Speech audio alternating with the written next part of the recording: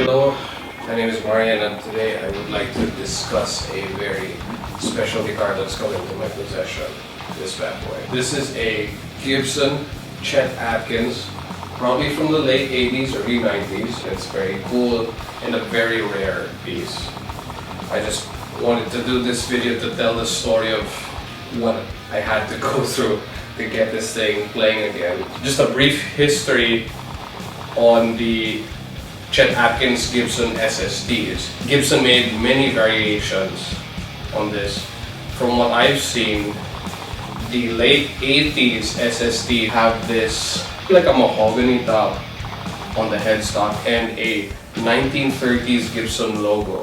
Many guys have used Gibson Chet Atkins, so like the guys from Depeche Mode, Dave Matthews.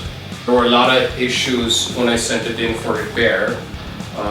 There was the truss rod was maxed out, piezo pickup was busted, it needed a new nut, new saddle. Yeah, there was just tons of issues with it. So again, with the job from Mike Season, put in a new truss rod, a new fingerboard. When it arrived to me, it had a Camagong fretboard and it was coming off.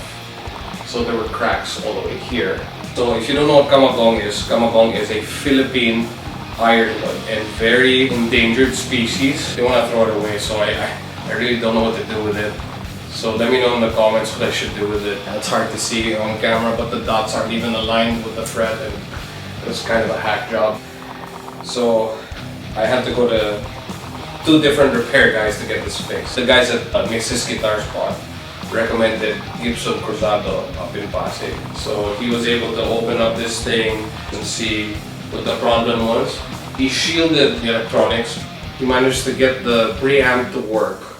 So you're supposed to have 100K pots for this to work. Currently he put in higher quality 500 pots and he put a resistor.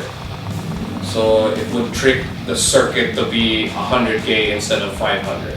And that got the preamp to work. The preamp is probably in late 80s LR brands. There's a little metal piece for to ground the piezo pickup.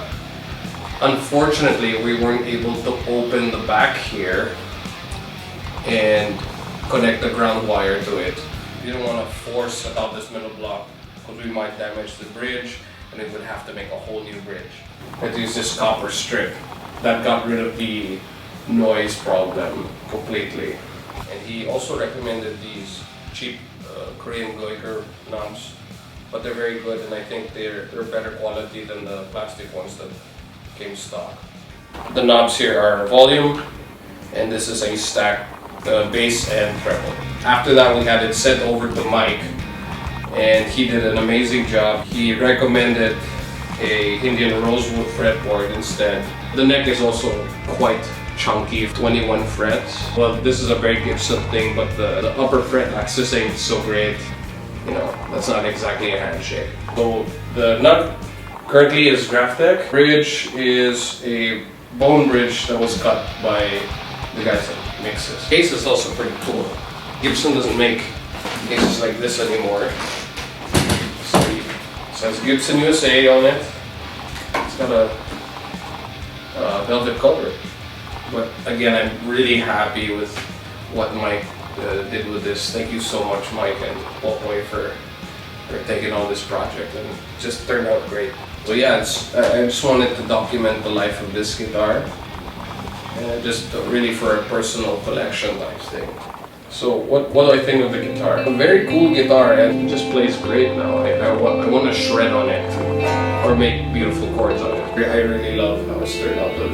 It came to me messed up, and it was just a joy to see it come alive again and sing again. I'm happy to have my hands on one, and thank you to Mike Season and Gibson for making this thing play again, and it sounds great. Let's get the tone clips. I'll put on these and I'll get to playing. Thank you.